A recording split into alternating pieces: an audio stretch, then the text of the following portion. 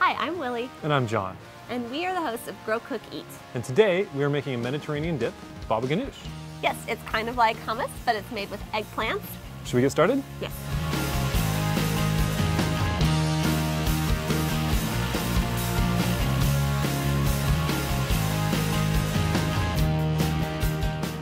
So a couple of months ago, we planted the eggplants and now it's time to harvest. I'm very excited because it's been a cold summer here in Portland, but we still got a lot of eggplants.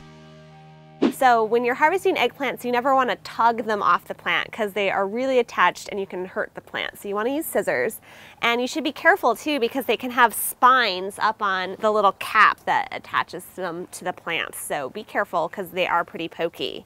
So I'm just going to go ahead and snip off a couple eggplants here because we're going to be roasting them up a little bit later. And I'm just going to cut them off close to where they meet up with the main stem.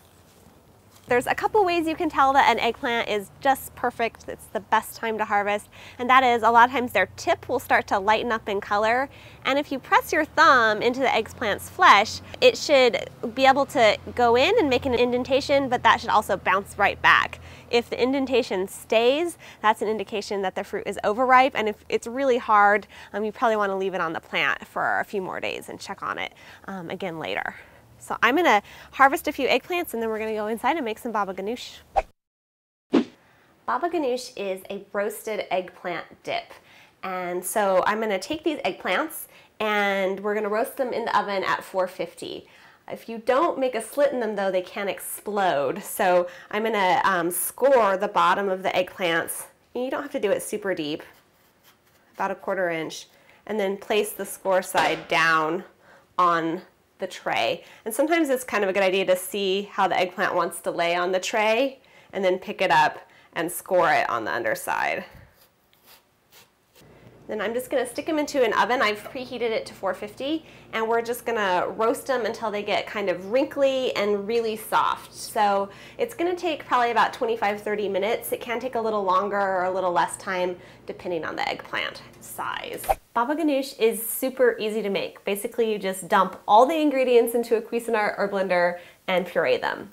So we're gonna peel off the skins of the eggplant and scoop out the eggplant flesh though, because the eggplant skin is kind of tough and it can be bitter. You can chop it up a little bit.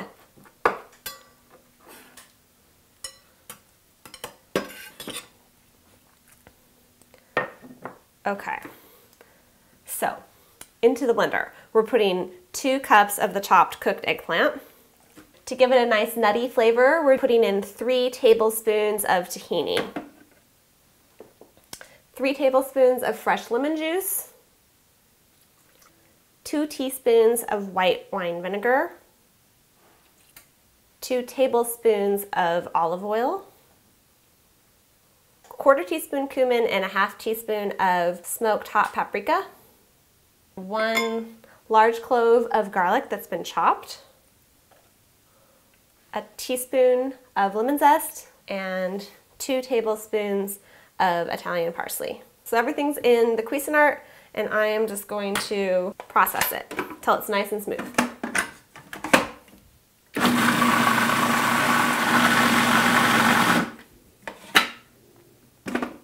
Open the Cuisinart back up, scrape down the sides, and then give the baba ganoush a taste and then add salt and pepper to taste. So it's pretty easy. I'm going to serve this with some pita and feta and olives and kind of a platter for a really simple, easy lunch.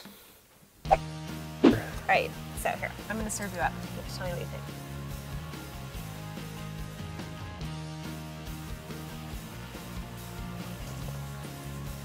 All right, okay.